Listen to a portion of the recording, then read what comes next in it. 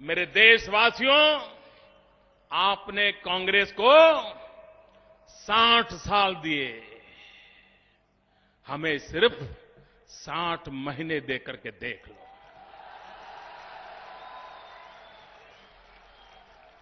साठ साल में उन्होंने जो तबाह किया है, बर्बाद किया है, मित्रों, भारतीय जनता पार्टी के सिपाही के नाते मैं विश्वास देता हूं कि अगर भारतीय जनता पार्टी को 60 महीने के लिए भी आपने अवसर दिया, हम आपकी तकदीर भी बदल देंगे, देश की तस्वीर भी बदल देंगे। तो इस वीडियो में महंगाई, बेरोजगारी, खेती किसानी, राष्ट्रीय सुरक्षा, यूनिफॉर्म सिविल कोड, धारा 370, राम मंदिर, गंगा की सफाई, इन सारे मुद्दों पे जो है कि एक एक करके जो है कि बात करेंगे। और ये सारे वादे और दावे जो है कि हमने जो है कि प्रधानमंत्री के मैनिफेस्टो से और घोषणा पत्र से लिया है, और उस ज़माने के उस टाइम के जो है कि चुनावी जो वादे थे बड़े बड़े, उन सब को जो है कि इसमें कवर करने की कोशिश करेंगे। मोदी सरकार के कार्यकाल में कितना जो है कि इस पे अमल हुआ है, कितना ज़मीन पे जो है कि ये उतरा है। तो आइए तो सबसे पहले बात करते हैं हम लोग बेरोज़गारी की। हम सब जानते हैं कि बेरोज़गारी जो है कि मोदी के कार्यकाल में बहुत ज़्यादा बड़ा है, बल्कि ये कहें कि 45 साल के सबसे ऊपर के लेवल पे है, तो ये भी झूठ नहीं होगा। और ऐसा नहीं है कि ये जो है कि कोरोना की वजह से है, कि कोरोना से पहले से ही जो है कि बेरोज़गारी में जो है कि मोदी सरकार जो है कि फेल हुई है।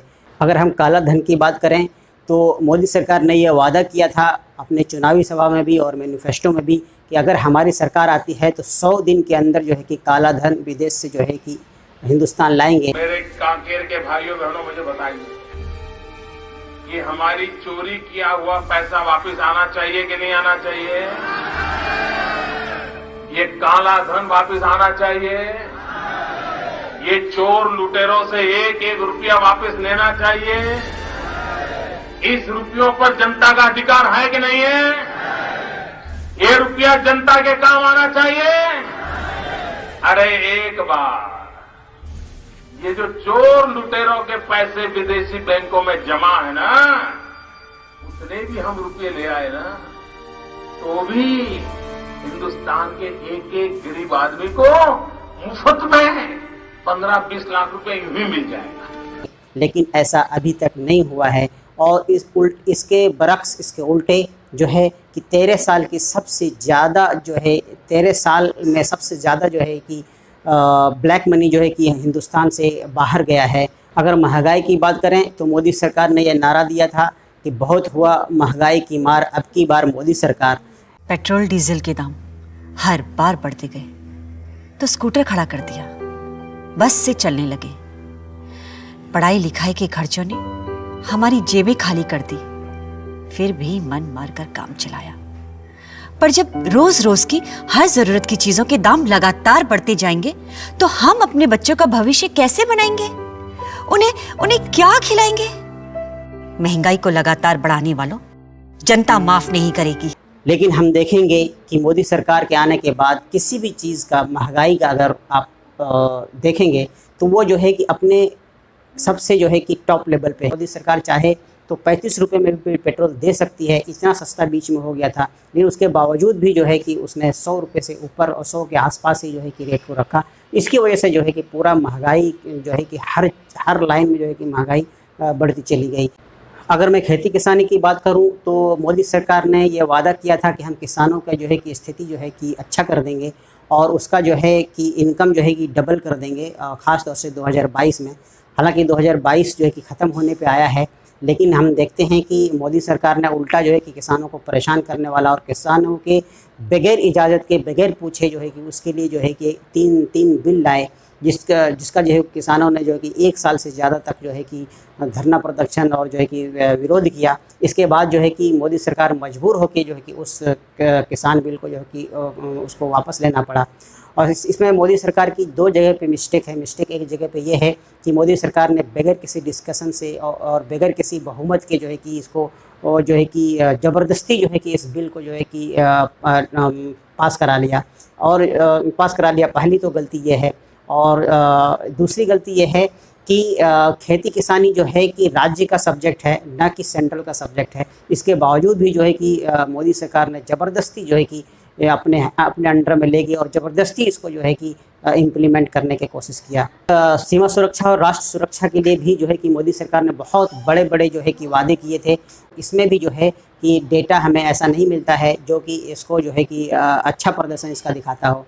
अगर हम बात करें पुलवामा अटैक की, उरी अटैक की और जो है कि पाकिस्तान की तरफ से बहुत सारे अटैक हुए, इसको रोकने के लिए और इसको ख़त्म करने के लिए मोदी सरकार ने कोई ऐसा ठोस कदम नहीं उठाया है। और जो है कि अगर हम बात करें चीन की, तो चीन जो है कि बहुत अंदर तक जो है कि हमारी सीमा में घुस आया है। इसके बावजूद भी जो है कि मोदी सरकार ने कभी भी ये नहीं माना कि हमारे चीन जो है कि हमारी सीमा में घुस आया है। जी हाँ, एक काम ऐसा है जो मोदी सरकार ने बिल्कुल ही मन से किया है, बिल्कुल ही फुल टाइम दे के किया है, वो है राम मंदिर का निर्माण। इसमें जो है कि मोदी सरकार को 100 में से 100 नंबर मैं देना चाहूँगा और मैं देता भी हूँ 100 में से 100 नंबर। लेकिन इसके बावजूद भी मैं एक बात कहना चाहूँगा कि राम मंदिर का मुद्दा जो है कि ये किसी पॉलिटिकल पार्टी का नहीं है, ये जो है कि सरकार का काम नहीं है। पॉलिटिकल पार्टी का काम तो हो सकता है, लेकिन ये किसी सरकार का काम नहीं है।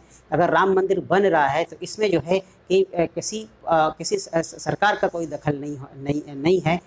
टेक्निकली ये नहीं होना चाहिए, क्योंकि ये फैसला जो है कि सुप्रीम कोर्ट ने सुनाया है और सुप्रीम कोर्ट जो है कि किसी के दबाव में नहीं आती है, किसी पार्टी, किसी सरकार के दबाव में नहीं आती है, नहीं आना चाहिए। अगर ऐसा हुआ है तो सही है, लेकिन इसके बावजूद भी अगर कोई पार्टी और कोई सरकार जो है कि दावा करती है कि हमने कराया है कि मतलब ये है कि उसने जो है कि सुप्रीम कोर्ट को और जो है कि न्यायिक प्रक्रिया को जो है कि दबाव डाला कि आप ऐसा फैसला सुनाइए। अगर हकीकत में ऐसा हुआ है तो ये एक देश के रूप में ये बहुत बड़ा नुकसान है और बहुत सोचने और जो है कि डरने की बात है। तो फिर भी मैं जो है कि इसके लिए जो है कि मोदी सरकार को 100 में से 100 नंबर देता हूँ। अब बात कर लेते हैं मोदी सरकार के एक बड़े वादे में से एक वादा था कि 100 स्मार्ट सिटी बनाएंगे और हर जो है कि स्टेट में जो है कि आदर्श गांव बनाएंगे। तो ज़मीनी हकीकत अगर देखेंगे, ज़मीन पे जाकर देखेंगे तो कितने स्मार्ट सिटी हैं। आप मुझे कमेंट करके ये ज़रूर बताइएगा कि आप मोदी सरकार के बनाए हुए किस स्मार्ट सिटी से बोल रहे हैं या मोदी सरकार के बनाए हुए किस आदर्श गांव से बोल रहे हैं। मोदी सरकार ने कश्मीर से धारा 370 हटा दिया और ये हटना ही चाहिए, मैं भी इसका समर्थन करता हूँ। लेकिन इसको जो हटाने का तरीका था, मैं उसके बिल्कुल ख़िलाफ़ हूँ। वो इसलिए कि धारा 370 पहले की सरकार ने वो एक ऐसा टिफ़िन था, एक ऐसा डब्बा था जो बिल्कुल जो है कि खाली कर दिया था पिछली सरकारों ने।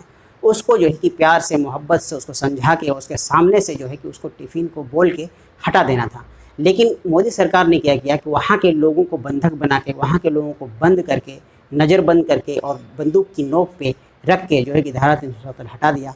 इस तरीके के मैं बिल्कुल ख़िलाफ़ हूँ। अब आइए बात करते हैं कि उसका इम्पैक्ट क्या हुआ। उसका इम्पैक्ट ये हुआ कि वहाँ की जो जीडीपी थी वो भी जो है कि लगातार जो है कि उसकी वजह से नीचे गिर रहा है। अगर आप देखेंगे तो जो है कि इंसानियत के नाते, ह्यूमन राइट्स के नाते, तो वहाँ के लोगों को जो है कि 1 साल तक बगैर किसी नेट के और बगैर किसी ज़रूरत की जो चीज़ें हैं उसके लिए भी वहाँ के लोग तरसते रहे। उसको जो है कि पूरे 1 साल तक जो है कि नज़रबंद रखा गया वहाँ के लोगों को। और अब जब खुला है तो वहाँ देखेंगे कि रोज़ जो है कि टारगेट किलिंग हो रही है। बड़े लोगों को जो है कि चाहे वह हिंदू की तरफ से हो, चाहे हिंदू हो, चाहे मुसलमान हो, हर लोगों को जो है कि वहाँ के आतंकवादी जो है कि वहाँ के चुन के जो है कि टारगेट करके जो है कि वहाँ के लोगों को मार रहा है। अभी हालत ये है कि वहाँ के जो है कि कश्मीरी पंडित हैं, वहाँ के जो हिंदू है, वो जो है कि वहाँ पे अपना सरकारी नौकरी नहीं करना चाहते हैं। वो वहाँ से रिज़ाइन दे के और जो कि सामूहिक रिज़ाइन दे के जो है कि वहाँ से पलायन करना चाहते हैं। तो ये हाल है धारा 370 होने के बावजूद भी। अगर हम बात करें कि ये ऐसी स्थिति आई क्यों, वो आतंकवादी का कमर क्यों नहीं टूटा, जबकि ये आतंकवादी का कमर तो हमारे मोदी साहब के नोटबंदी से ही हो जाना चाहिए था। कि नोटबंदी का सबसे बड़ा जो है कि मोटिव यही था कि आतंकवादी के पास जो काला धन है उससे वो जो है कि बिल्कुल रत्ती हो जाएगा और जो है कि उससे जो है कि आतंकवाद का कमर टूट जाएगा। उसके बावजूद भी अगर वो नहीं टूटता है तो दूसरा जो है कि मोदी सरकार ने जो है कि मास्टर स्ट्रोक चला था धारा 370, इसको ख़त्म करने से जो है कि सारे लोग जो है कि का मन बदल जाएगा और जो है कि सब अच्छा हो जाएगा, सब कुछ चंगा हो जाएगा। उसके बावजूद भी ये नहीं हो पाया। तो ये जो है कि कहीं न कहीं जो है कि मैनेजमेंट की और सरकार की जो है कि फेल्योर है। हमारे मोदी जी ने कभी कहा था कि मैं गंगा का बेटा हूँ और मुझे माँ गंगा ने बुलाया है। तो आइए अब बात कर लेते हैं कि उस गंगा का क्या हाल है।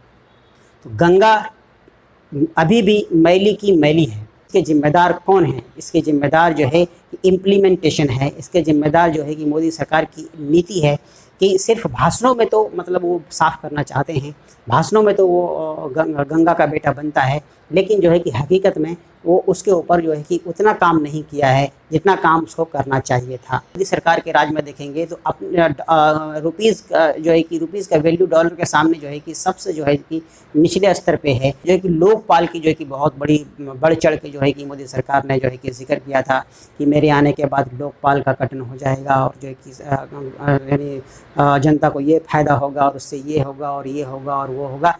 लेकिन अगर हम हकीकत में देखें तो लोकपाल का जो है कि कोई भी जो है कि ज़मीन पे जो है कि कोई असर उसका दिखता हुआ होता हुआ नज़र नहीं आ रहा।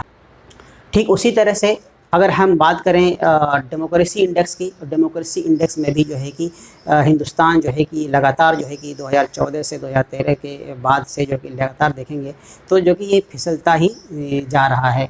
उसी तरह से अगर हंगर इंडेक्स की बात करें कि हम जो है कि हिंदुस्तान जो कि बहुत बड़ा जो है कि अनाज का उत्पाद करता है और बहुत बड़े पैमाने पे जो है कि एक्सपोर्ट करता है, उसके बावजूद भी अगर हंगर इंडेक्स में जो है कि हिंदुस्तान पिछड़ता चला जा रहा है तो ये कहीं न कहीं जो है कि मैनेजमेंट का सरकार को चलाने का जो है कि वो पूरी तरह से फेल्यूर है।